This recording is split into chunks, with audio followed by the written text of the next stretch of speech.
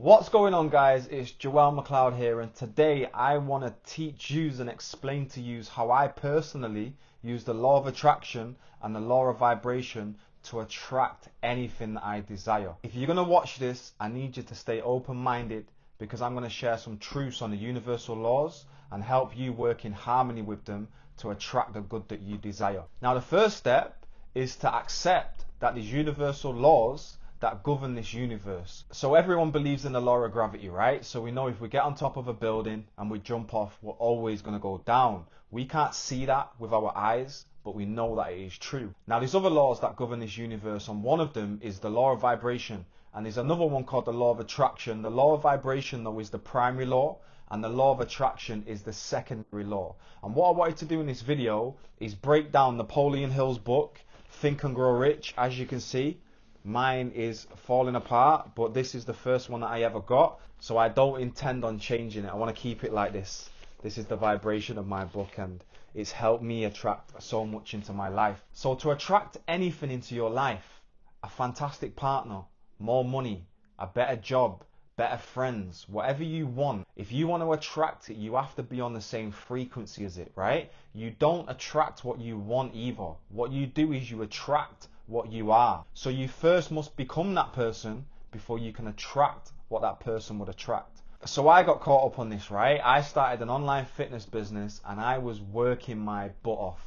I was waking up, I was working. Before I was going to sleep, I was working. I was thinking, hard work, I'll get what I want. Hard work, I'll get what I want. Now in Think and Grow Rich, Napoleon Hill says a sentence that made me feel very uncomfortable when I was working hard. He said, when riches come, they come by a state of mind, by definite purpose, and with little or no hard work. Now, I was in Dubai when I was reading that. I've read this book about 20 times, but this time that sentence popped out at me, right? And I was thinking, what is he talking about? How can you get rich without working hard? And the more I've studied the mind and these universal laws, the more I'm inclined to agree with Napoleon Hill. And here's the reason: there's plenty of people that work hard. There's plenty of people that work hard that are not living the way that they truly want to live. So hard work can't be the be all and end all, right? It begins with a state of mind. So you don't attract what you want, you attract what you are. So you have to start thinking like the person that you want to be. You have to feel like the person that you want to be, and you have to act like the person that you want to be, right? I want to permanently move to Dubai. And when I vision myself living that life and conducting seminars and helping people shift their paradigm, the way I'm dressed now is the way I'm dressed in my visualization.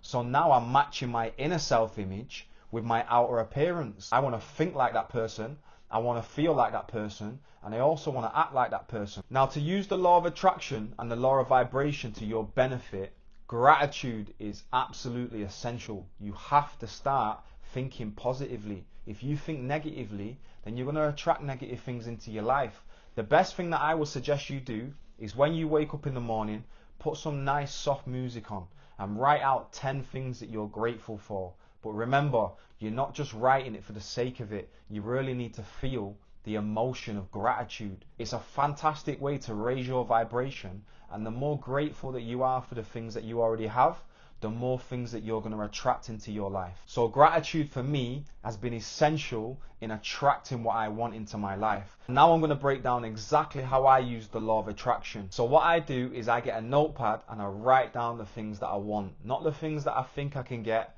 not the things that I know I can get, the things that I really want. I want a villa in Dubai, so I write that down. My mentor Bob Proctor calls it writing your shopping list of the things that you really want, and I'd suggest that you do it too. Now, when I write down the things that I really want, let's say there's 20 things that I really want. So I pick the top one and I write it on a goal card. I am so happy and grateful now that with my goal.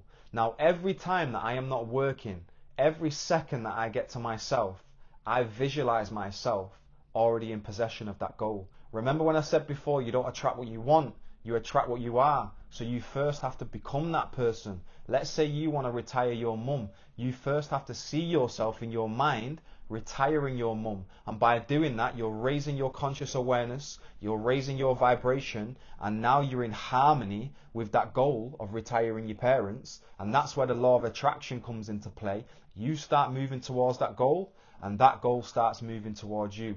So that's exactly how I use the law of attraction to my benefit. I visualize myself achieving the goal like it's already done. And when I write it on my goal card, I always write it in present tense. I am so happy and grateful now that, and that's something that Bob Proctor, my mentor, taught me. Write it in present tense. You're sending a strong message to your subconscious mind that this goal has already been achieved. And the beautiful thing about the subconscious mind, it can't tell what's real and what's imagined. So by telling it a lie over and over again, your subconscious mind starts to believe that it's true, and you start thinking, acting and feeling like that person. Now I wanted to go a bit into Think and Grow Rich on chapter 4 on auto-suggestion and how you can suggest thoughts to yourself of the goals that you want to achieve. What I'm going to do, I'm literally just going to read the chapter. If any insights, epiphanies or hunches come to me, then I'll pause and I'll break it down with you, right? So chapter 4 on auto-suggestion.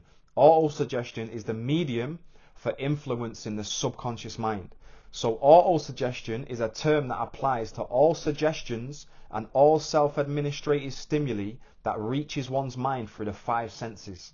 Stated in another way, auto-suggestion is self-suggestion.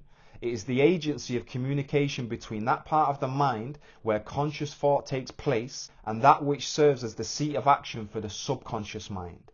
Through the dominating thoughts one permits to remain in the conscious mind, whether these thoughts are negative or positive is immaterial.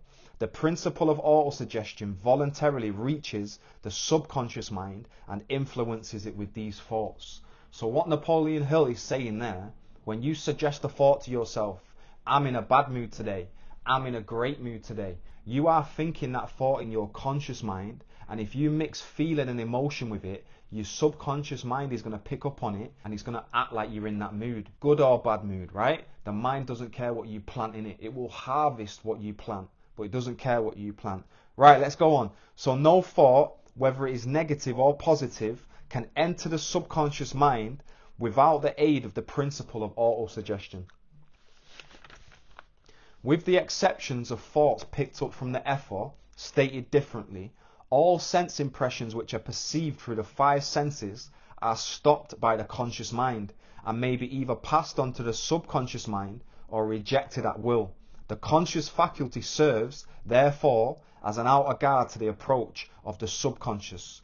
So what he's saying there is that when we're looking through our 5 senses, we see, hear, touch, taste and smell. If we see something or we hear someone say, Joel, how are you going to reach that goal? My conscious mind guards my subconscious mind. What that person said doesn't have to go into my subconscious mind. You have a higher faculty called reason, and reason gives you the ability to think, and you're also in control of your thoughts, so you can accept that that person said you're not going to reach your goal, or you can reject it and not let it seep into your subconscious mind, right? So I hear a lot of people say, oh, this person annoyed me, that person annoyed me. That's not true. The way you thought about that situation annoyed you. Your thoughts around it annoyed you. So in other words, you let it annoy you. You could have said, nope, I'm not going to let that annoy me. I'm going to be in a happy mood today. But instead you started having negative thoughts about the situation, which put your body into a state of vibration, which we call annoyed, frustrated or angry, right? You with me up to now? This is powerful, powerful information. Okay, so nature has so built us that we have absolute control over the material which reaches our subconscious mind through our 5 senses. Although this is not meant to be construed as a statement that we always exercise this control. In the great majority of instances, we do not exercise it, which explains why so many people go through life in poverty. Recall what has been said about the subconscious mind resembling a fertile garden spot in which weeds will grow in abundance if the seeds of more desirable crops are not sown there. Autosuggestion is the agency of control through which an individual may voluntarily feed the subconscious mind thoughts of a creative nature or, by neglect, permit thoughts of a destructive nature to find their way into this rich garden of the mind. You were instructed in the last 6 steps described in chapter 2 to read out loud twice daily the written statement of your desire for money and to see and feel yourself already in possession of the money. By following these instructions, you communicate the object of your desire directly to your subconscious mind in a spirit of absolute faith. Through repetition of this procedure, you voluntarily create thought habits favorable to your efforts to transmute desire into its monetary equivalent. So we've not gone through chapter 2, but chapter 2, Napoleon Hill gives you 6 steps to follow. He says, first, you need to fix the amount of money you want in your mind. You also need to put a date on when you want the money by.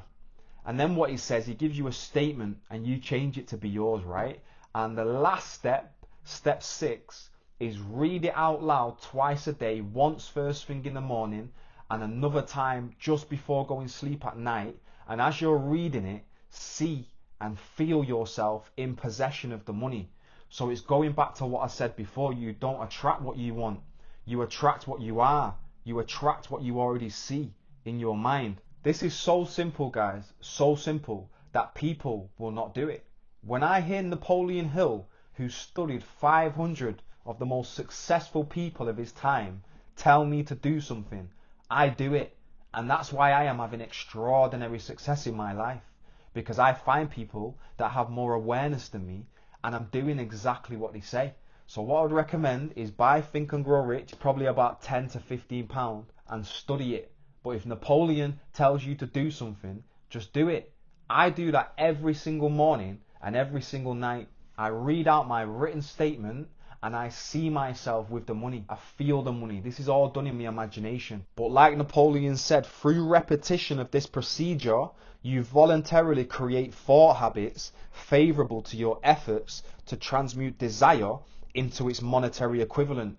So by you visualizing the amount of money that you have, visualizing the house that you want to be in, you're going to pick up thoughts on how to get that house. Because you're on the vibration of already having the house. Your subconscious mind thinks that you already have the house because it can't tell what's real and what's imagined. And then thoughts will float to you. And that's where hunches come from, where you just sat in bed and it's like, oh, that's it. That's how I get the house. So I would recommend getting Think and Grow Rich and studying chapter 4. He actually says at the end of the chapter, read the entire chapter out loud once every night until you become thoroughly convinced that the principle of auto-suggestion is sound and that it will accomplish for you all that has been claimed for it. As you read, underscore with a pencil every sentence that impresses you favorably. Follow this instruction to the letter and it will open the way for a complete understanding and mastery of the principles of success.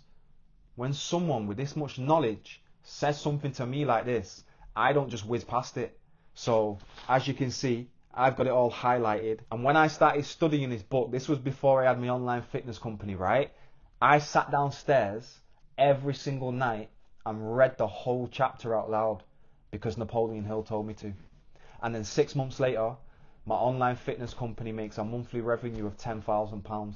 That is no coincidence. That is because every single night I was seeing myself already in possession of the money that I desire. And then one night I was sat in bed visualizing the money and a thought just came to me, boom, I'm going to create an online fitness company that operates all around the world. I didn't know how. I didn't need to know how. I've already seen it in my mind. So you always connect the dots going backwards. You see what you want in your mind and then the thoughts on the step-by-step process to get there is going to come to you like that. If you want to dig deeper into the law of attraction and the law of vibration, they're just 2 out of these universal laws. These laws, the law of obedience, the law of receiving. There's absolutely loads of universal laws that once you start to work in harmony with, you will see your life change like that. Our vibration creates our reality. You can go on YouTube and type in Bob Proctor. Everything that Bob talks about is just absolutely phenomenal. I have been studying this material on and off for 6 years. That man studied this material and how to shift people's paradigms since 1963. It's just beautiful to know that we can control our own destiny because we can control our own thoughts. Remember what Buddha said, what we think about, we become. If you're thinking about why you can't do things, then you're not going to be able to do them things. If you think about your goal and you fantasize about it, you paint this picture in your mind. Remember what Van Gogh said, I dream my painting and then I paint my dream. You have to see it in here before it will manifest in reality. So visualization is going to be very important for you if you want to achieve what you really want to achieve. I am now a consultant at Procter Gallagher, and I've found my purpose, guys. I mean, I've got an online fitness company. I've had a business selling crystals in the past. I've knocked on doors and sold gas and electric. I've done modeling. I've done acting. I've bought fish tanks on Facebook and cleaned them up and sold them. I've done many, many things, but the mind fascinates me, and this, what I'm doing and helping you guys and sharing what I know on the mind, doesn't even feel like work to me. I absolutely love it. If you enjoyed this video, then don't forget to like and subscribe and drop me a comment. We'll have a conversation about this in the comments, and we'll see if we come up with any great ideas together. I'm Joel McLeod, and great speaking to you.